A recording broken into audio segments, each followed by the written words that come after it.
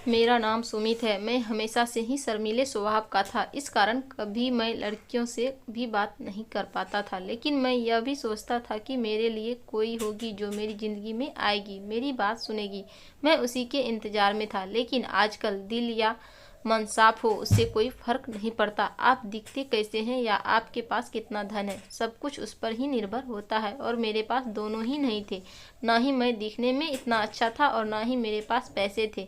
मेरा रंग साफ नहीं था। मैं एक मिडिल क्लास फैमिली से हूँ। पिताजी का स्वर्गवास तब हो गया था जब मैं 10 साल का था। मेरी बड़ी बहन और मेरी जिम्मेदारी मेरी माँ पर आ गई थी। मेरी माँ ने जैसे तैसे मुझे इस काबिल तो बना दिया कि मैं अच्छे से अपना जीवन चला सकूं। कर्ज लेकर मैंने अपनी बहन की शादी भी करवा दी। इन्हीं सब जिम्मेदारियों के चलते मेरी उम्र निकलती गई।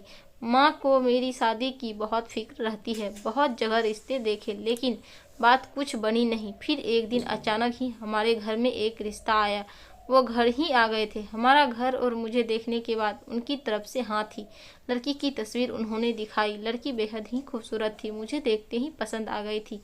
लेकिन फिर मेरे मन में निराश आ गई, क्योंकि मुझे पता था कि इतनी सुंदर लड़की मुझसे शादी को हाँ क्यों करेगी। इससे पहले भी मेरे साथ यह कई बार हो चुका है। इसलिए उनके जाने के बाद मैंने माँ से कहा कि हम वहाँ नहीं जाएंगे। माँ ने पूछा क्यों। मैंने कहा कि वहाँ जाकर समय खराब करने से क्या फ़ायदा होगा, क्योंकि लड़की वैसे भी मुझे देखते ही मना कर देगी। लेकिन माँ ने कहा कि कुछ भी हो, वो हमारे यहाँ आकर अपने घर आने का निमंत्रण देकर गए हैं, हमें जाना चाहिए। माँ के कहने पर मैं वहाँ जाने को तैयार तो हो गया, लेकिन मेरे मन में कोई उत्साह नहीं था।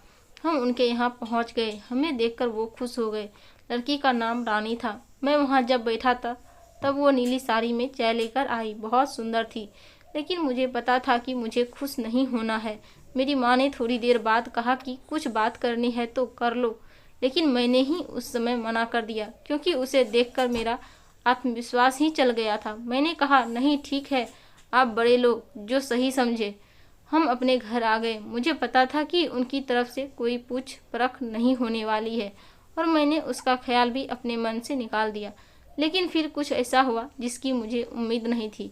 काम में जब मैं घर आया तो माँ कहती है कि उनका फ़ोन आया था, अपना जवाब पूछ रहे थे। मुझे विश्वास नहीं हुआ। मैंने पूछा कि उनकी तरफ से हाँ है। मैं बोली कि वो तैयार है। अब जब ऐसा होता है तो दूसरा ख्याल यही आता है कि शायद कुछ कमी होगी, वरना मुझसे शादी को हाँ क्यों कहती। मैंने माँ से कहा कि ठीक है, उनको हाँ है तो, पर अब मैं लड़की से बात करना चाहता हूँ। माँ ने यही बात उनसे बोली।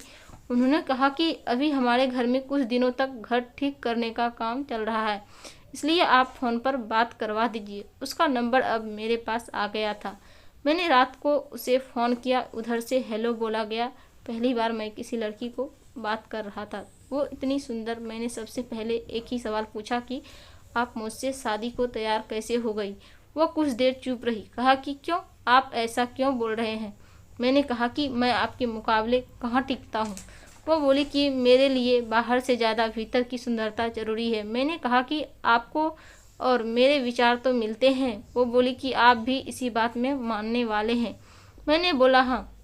बस उस दिन से ही मैं हवा में उड़ने लगा। प्यार में कैसा होता है यह आज तक मैंने सिर्फ सुना ही था, लेकिन जब सच में मुझे प्यार हुआ तो मुझे पता चला कि प्यार एक अद्भुत एहसास है।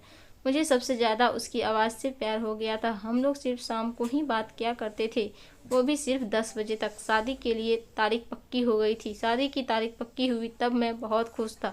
उस शाम जब मैंने फ़ोन किया तो मैंने उससे पूछा कि कैसा लग रहा है तुम्हें। उसकी तरफ से थोड़ी देर तक खामोशी रही। मैंने पूछा क्यों तुम खुश नहीं हो। उसने कहा कि मैं तुमसे मिलना चाहती हूँ। मिलना मुझे भी था, लेकिन मैं कह नहीं पा रहा था। लेकिन उसने ही बोल दिया। हम लोगों को मिलना तय हुआ।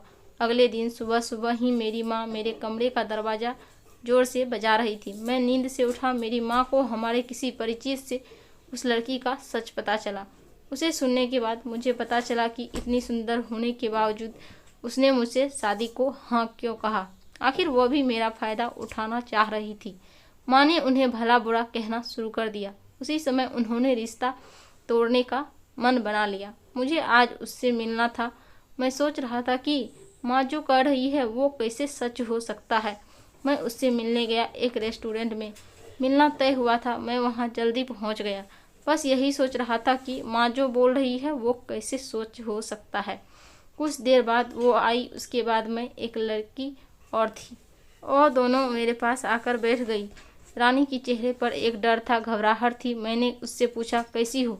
उसने सिर्फ सर हिलाया। मैंने पूछा कि मुझे क्यों बुलाया था। मेरे इस सवाल के बाद जो जवाब आया उससे माँ को जो पता चला था वो सच ही निकला। जवाब रानी ने नहीं, उसकी साथ आई उस लड़की ने दिया और आवाज़ वही था जिससे मुझे प्यार हो गया था। लड़की रानी की चचेरी बहन थी। वो बोली कि हमने आपसे एक बात छिपाई है। रानी बोल नहीं सकती। रानी की जगह मैं आपसे बात करती थी। रानी मेरे साथ बैठी रहती थी, लेकिन रानी चाहती थी कि शादी के पहले आपको सच्चाई पता चल जाएगा। जो उसके घर वालों ने छिपाई है यह आपको पर्दे में नहीं रखना चाहती थी। अब आपको जो भी फैसला हो वो रानी को मंजूर है। सभी ने अपनी बात बता दी। माँ ने कह दिया कि शादी नहीं करेंगे। रानी ने मुझे सच्चाई बता दी और मुझे डाल दिया दुविधा में। मैं उसे अब धोखेबाज भी नहीं कह सकता था। वो सच बताने के लिए ही आई थी। उसकी आंखें मुझे बहुत कुछ कह रही थी। मैं उसे मना कैसे कर सकता था। मैंने उसका हाथ पकड़ा और कहा कि क्या तुम भी मानती हो कि बाहर से ज़्यादा भीतर की सुंदरता ज़रूरी है? उसने हाँ में सर हिलाया। मेरी माँ को मनाना थोड़ा मुश्किल था, लेकिन मैं जानता था कि वो मान जाएगी। उनके घर वाले ने सच छिपाने के लिए माफ़ी मांगी। रानी और मेरी शादी हो गई। बिना बोले भी वो बहुत कुछ बोलती है। प्यार में शब्द कहाँ ज़रूरी होते हैं, यह तो एहसास है।